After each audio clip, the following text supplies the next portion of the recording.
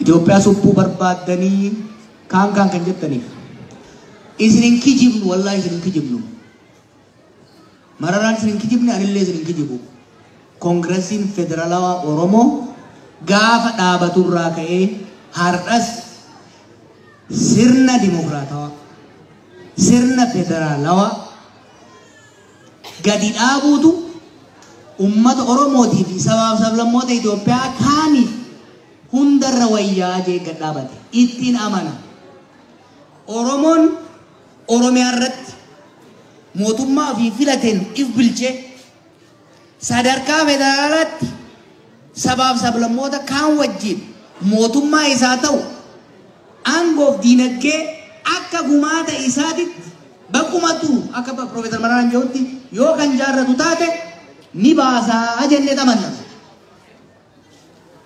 Oromoon clarity qabaachuu qaba sobuun hin barbaachisu. Gariin kan kaleessa walabummaa jee dubbataa ture nu caalaa achi dabree nuti duulaa ture gaafa mana hidhaa ture. Hiisin hin sobnu yoo karaan kaafaa waliin deema jettan kun ta'e nu deeggara. Hin ta'u yoo jettan karaa biraa deeggara. Nuyi garuu waan itti namanne isinitti hin kijibu bakka. Oromoodhaaf kan ta'u sirna federaalaa dimokiraatawaa ta'e kan sabaaf sablammoonni biyya sanii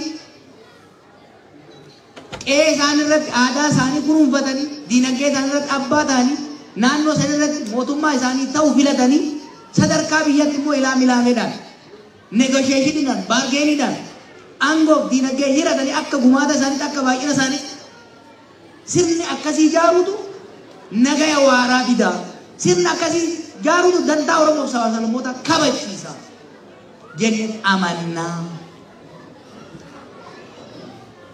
Abiy Ahmediin kan wallolle waan biraatiin miti kan hidhamne waan biraatiin miti. Wasan walitti hin dabarre kotteen waliin jenne.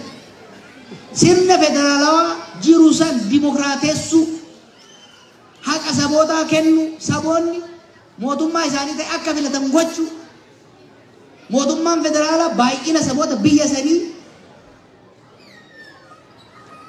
akkaataa diversity biyya saniitiin aangoon qulqulleessituu irraa kaasee hamma olitti diversity calaqqisiisuu qaba. Haalli ati deemaa jirtu sirna federaalawaa kan laaffisu saboota kan walitti dhiyeessu osoo hin taane saboota kan daran walitti naqu gaagama kan bituu jennee u'uu itti jennaan narraa calisaa yeroo hidhe waan biraatti bitu. Harkas taanan hidha hoggaa baane harka kennine sirna federaalizimii dhimne sirna yuunitarii gargaaran jiru. Abdii kutannee aarree immoo waan itti namanne isin gammachiisuuf harka isin dhoofsisuuf walabummaa Oromiyaa hin jennu. Saba keenyaaf kan wayyu sirna federaalizimii dimokiraatawaa ta'e jennee amanna jira.